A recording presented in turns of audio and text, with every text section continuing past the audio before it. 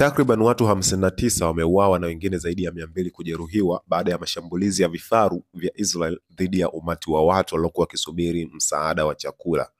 Tukio hilo lilitokea katika eneo la Khan Yunis, kusini mwa ukanda wa Gaza, ambapo mamia ya watu walikuwa wamekusanyika karibu na eneo la usambazaji wa misaada ya kibinadamu, ikiwemo chakula ambacho kilikuwa kisambazwa na mashirika yaliyokuwa yakishirikiana na Umoja wa Mataifa. Lakini watu walioshuhudia tukio hilo wamesema kuwa mashambulizi yalitokea ghafla wakati wananchi wakiwa kwenye msururu wakisubiria chakula, huku wengine wakikimbilia mbele kutokana na njaa kali na hofu ya kubaki bila msaada.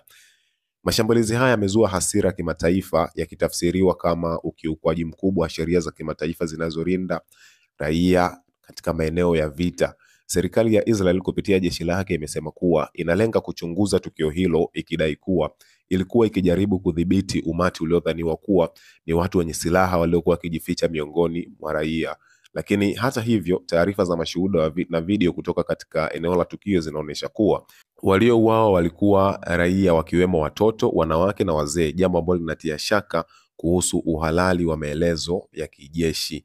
Kwa mujibu wa mashirika ya misaada ya kibinadamu, hali ya chakula ya Gaza imefikia kiwango cha kutisha, ambapo zaidi ya 80% ya wakazi sasa wanategemea msaada wa dharura ili kuishi. Miundombinu ya afya imesambaratika na uwezo wa hospitali kutoa huduma umepungua kwa zaidi ya nusu kutokana na uhaba wa dawa, vifaa tiba na wahudumu wa afya.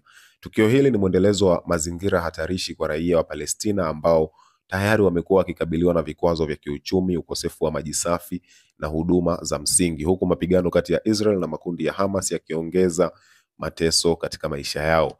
Umoja wa Mataifa na mashirika ya kimataifa ya haki za binadamu yameitolea wito Israel ikomeshe mashambulizi dhidi ya raia na iruhusu misaada ya kibinadamu kufika bila vikwazo.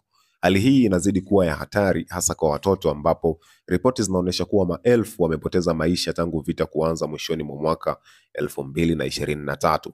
Tukio la Khan Yunis ni onyo la wazi kuwa bila hatua za dharura na mwelekeo wa kidiplomasia, ukanda wa Gaza unaweza kuingia kwenye janga la kibinadamu lisilodhibitika tena.